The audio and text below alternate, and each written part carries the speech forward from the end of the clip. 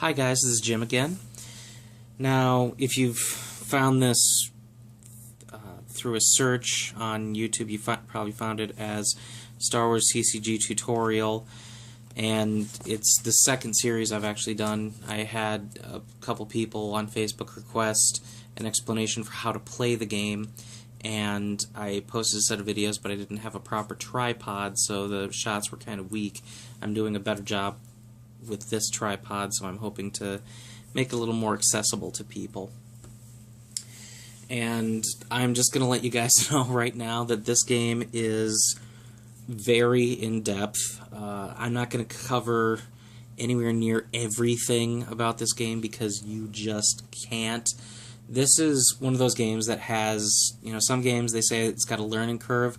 I like to say this one has a learning plateau. You basically run into a cliff wall and have to climb, and then you just get an even surface. Once you know everything that you need to know, it's fairly easy sailing, but there's just a lot you need to know, and I'm just going to tell people you're probably going to lose a lot of your games your first couple years playing unless you're playing with people who are also just starting with you.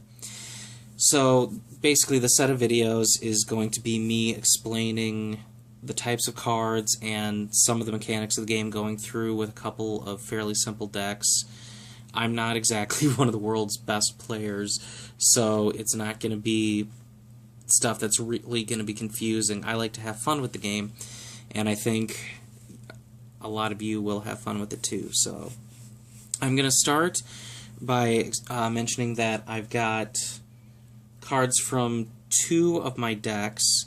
The simple ones that I'm going with are a light side Jedi training deck that you can see all these cards, except this one, are all from the light side, which you'll understand in a minute, and my dark side deck focuses on controlling the planet Raltier.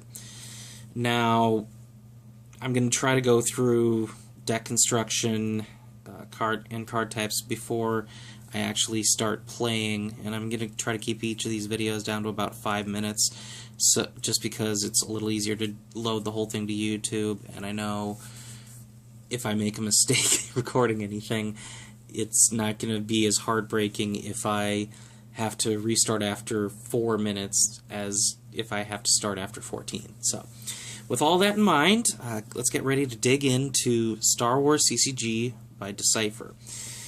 Now, the first thing I'm going to mention is that you have two sides of the game. This isn't like Magic the Gathering or a couple other games where you can have and as many players as you want. You can only have two with Star Wars CCG, and one player plays as the light side, the other player plays as the dark side. Now the card I have here is a dark side card. Sorry, I got some glare there.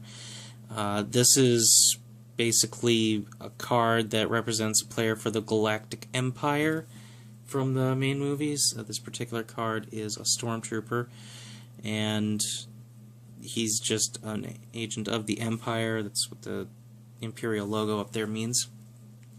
We have a couple different types of characters, so I'm going to just run through a couple of them right away. I don't have any droids in either of these decks, so I didn't pull one out, but we have aliens. This is Figure Dan. He's seen in the Cantina in New Hope, and of course his effects will come into play when we actually play the game.